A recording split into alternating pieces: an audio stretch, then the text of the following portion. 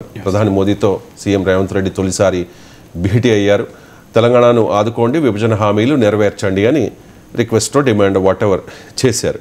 ఇప్పుడు తెలంగాణకు కేంద్రం ఏం చేయాల్సిన అవసరం ఉంది? 2014 నుంచి ముఖ్యమంత్రి ఎప్పుడు కలిసినా రిప్రజెంటేషన్లు ఇచ్చారు.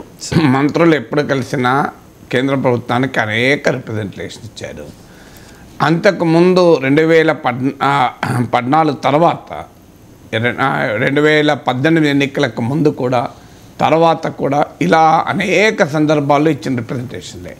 ప్రభుత్వాలే కాదు, బీజేపీ రాష్ట్ర నాయకులు కూడా మా మంత్రులకు ఇచ్చినటువంటి విజ్ఞాపనలు ఉన్నాయి. అన్నిటి సారాంశం ఒకటే. ఉదాహరణకు మీరు గూగుల్లో కొట్టండి, doctor Lakshman request Ravishankar Prasad, union minister for IT for ITIR region in Hyderabad అని కొట్టండి, మీకు వస్తుంది గూగుల్లో. అంటే అర్థం ఏంటి? ఆనాటి కేంద్ర ఇన్ఫర్మేషన్ టెక్నాలజీ మంత్రి అయిన రవిశంకర్ ప్రసాద్కు అప్పటి భారతీయ జనతా పార్టీ అప్పటి రాష్ట్ర అధ్యక్షుడైన డాక్టర్ లక్ష్మణ్ ఇచ్చిన రిప్రజెంటేషన్, ఇన్ఫర్మేషన్ టెక్నాలజీ ఇన్వెస్ట్మెంట్ రీజన్ను గ్రౌండ్ చేయండి అని. ఈ ఐటీఐఆర్ ప్రాజెక్టును యూపీఏ ప్రభుత్వం హైదరాబాద్కు శాంక్షన్ చేసింది. కొన్ని లక్షల కోట్ల పెట్టుబడులతో హైదరాబాద్ చుట్టూ ఒక అద్భుతమైన ఐటీ నగరం ఏర్పాటుకు ఉద్దేశించిన ప్రాజెక్టు. దీనికి ల్యాండ్ ప్రెషర్ అని చెప్పి ప్రస్తుత ప్రభుత్వం రద్దు చేసింది. కారణం ఏంటంటే భారతీయ జనతా పార్టీ బలంగా ఉన్న బెంగళూరుకు కూడా ఈ ప్రాజెక్ట్ శాంక్షన్ అయింది. బెంగళూరుకు ల్యాండ్ ప్రెషర్ ఉంది. మనందరికీ తెలుసు, బెంగళూరు జాగ్రఫీ వేరు, హైదరాబాద్ జాగ్రఫీ వేరు. బెంగళూరుకు ల్యాండ్ ప్రెషర్ ఉన్నమాట నిజం. ఎందుకంటే ఇది ఆ నగరం చుట్టూ ఐటీ కంపెనీలు, సోషల్ ఇన్ఫ్రాస్ట్రక్చర్లు, commercial infrastructure, housing, marketing, entertainment, ఇలా అనేక రకాల ఒక కొత్త సిటీల నిర్మాణం అవుతుంది. సో బెంగళూరులో ల్యాండ్ లేదన్నమాట నిజం. హైదరాబాదుకు కొరతే లేదు. హైదరాబాద్ యొక్క ప్రత్యేకత ఏంటంటే జాగ్రఫీ. మీరు ఇటు నుంచి ఆలంపూర్, కర్నూలు మధ్యలో ఉన్న బ్రిడ్జ్ వరకు వెళ్ళచ్చు, ఇంకోవైపు కోదాడ వరకు వెళ్ళచ్చు, ఇంకోవైపు ఆదిలాబాద్, యోత్మల్ జిల్లాల బార్డర్ వరకు వెళ్ళచ్చు. అంటే తెలంగాణ దశ దిశలా విస్తరించడానికి హైదరాబాద్ మహానగరానికి అవకాశం ఉంది. రకంగా అది హైదరాబాద్కు ఉన్న ప్రత్యేకత. అది సో హైదరాబాద్కి ఎక్కడా ల్యాండ్ ప్రెషర్ లేదు. కానీ బెంగళూరుకి ఇవ్వదలుచుకోలేదు కనుక, బెంగళూరుకి ఇవ్వకుండా హైదరాబాద్కి ఇవ్వడం పొలిటికల్గా వారికి ఇష్టం లేదు కనుక ఇవ్వలేదు. ఇంతకు మించి వేరే రీజన్ లేదు. ఏమన్నారు? దానికి సమానమైంది, అందుకు ప్రత్యామ్నాయమైన ప్రాజెక్ట్ ఇస్తామని మొదటి చెప్పారు. ఇప్పటి వరకు ఇవ్వలేదు. ఇది ఒక ఉదాహరణ కదా. కేంద్ర ప్రభుత్వం హైదరాబాద్కు, తెలంగాణకు చేసిన అన్యాయానికి ఇది ఒక ఉదాహరణ. ఎందుకంటే నేను ఎవరిదో అడిగిన చెప్పడం లేదు. బీజేపీ రాష్ట్ర అధ్యక్షులుగా ఉన్న సమయంలో డాక్టర్ లక్ష్మణ్ ఇచ్చినటువంటి రిప్రజెంటేషన్ని ఎందుకు రద్దు చేశారు? పోనీ ఐటీఐఆర్ రద్దు చేసి అంతకన్నా గొప్ప ఐటీ ప్రాజెక్టు హైదరాబాద్కు ఏమిచ్చారో చెప్పండి. ఇది అన్యాయం కాదా? హైదరాబాద్ నగరానికి జరిగింది.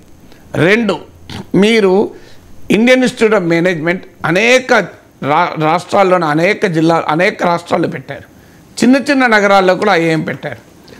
హైదరాబాదు ప్రపంచంలో ఉన్న, దేశంలో ఉన్న టాప్ కంపెనీస్ అన్నీ హైదరాబాద్లో ఉన్నాయి. మీకు గూగుల్, యాపిల్, అమెజాన్, మీకు ఇన్ఫోసిస్, ఇలా ఒక్కటి కాదు, మీకు భారతదేశంలో ఉన్న టాప్ కంపెనీ ఏదైనా తీసుకోండి, వరల్డ్లో ఉన్న టాప్ కంపెనీ తీసుకోండి, మనకు హైదరాబాద్లో ఉంటుంది.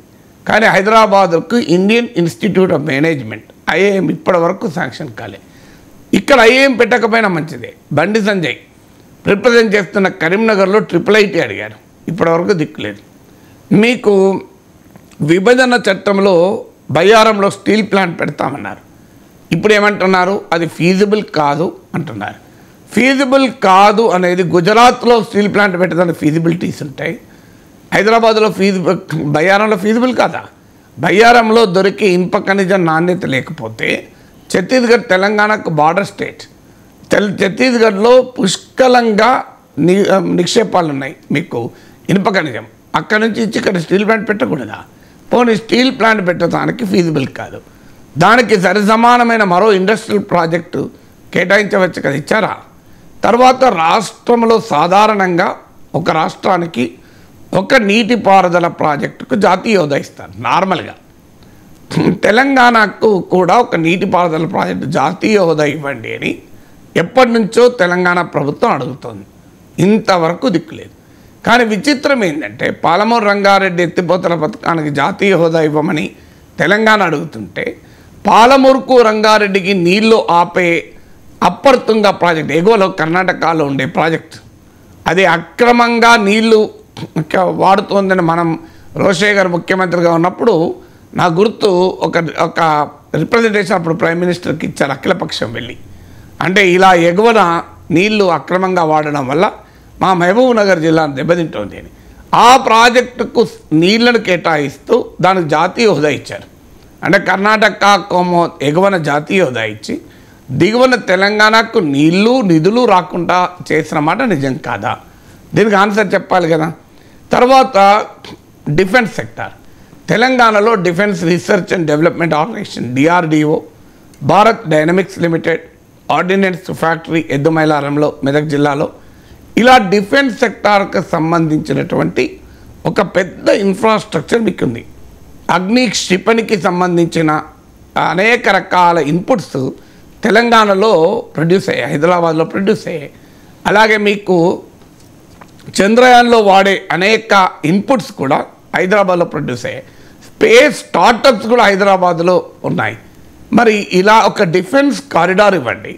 ఎందుకంటే ఒక పెద్ద ఇన్ఫ్రాస్ట్రక్చర్ ఉంది. హిందుస్థాన్ ఏరోనాటిక్స్ లిమిటెడ్ నుంచి మొదలుకొని DRDO వరకు, భారత్ డైనమిక్స్ లిమిటెడ్ లాంటి కంపెనీల నుంచి మొదలుకొని అనేక కంపెనీలు ఇక్కడ ఉన్నాయి. ఇవ్వండి అంటే తెలంగాణకు డిఫెన్స్ కారిడార్ ఇవ్వకుండా బుందేల్ఖండ్కు డిఫెన్స్ కారిడార్ ఇచ్చారు. ఇది తెలంగాణకు నష్టం కాదా? మీరు ఒకసారి ఆలోచించండి. అలాగే మీకు తెలంగాణకు కావలసినటువంటి ఎయిర్పోర్ట్లు, అలాగే తెలంగాణకు ఒక్క నవోదయ విద్యాలయం ఇవ్వలేదు. లాస్ట్ ఎలక్షన్స్లో బీఆర్ఎస్ అనేక సార్లు చెప్పింది, ఒక్క మెడికల్ కాలేజ్ ఇవ్వలేదు, ఒక్క నవోదయ విద్యాలయం ఇవ్వలేదు తెలంగాణకు అని. అందువల్ల ఇలా విభజన చట్టంలో చెప్పినవి రాలేదు, తెలంగాణ అడుగుతున్నది కూడా రాలేదు. కాజీపేట్ కోచ్ ఫ్యాక్టరీ దాన్ని తెలంగాణకి ఇవ్వకుండా గుజరాత్లో పెట్టారు. హైదరాబాద్లో ఇంటర్నేషనల్ ఆర్బిట్రేషన్ ట్రిబ్యునల్ పెడితే దీనికి సహకరించకుండా వెళ్ళి గిఫ్ట్ సిటీలో ఇంకోటి పెట్టారు. హైదరాబాద్లో వరల్డ్ హెల్త్ సెంటర్ ఆయుష్ కేంద్రం రాబోతోంది అని కేంద్ర మంత్రి ప్రకటించిన తర్వాత దాన్ని తీసుకెళ్లి గుజరాత్లోని జామ్నగర్లో పెట్టారు.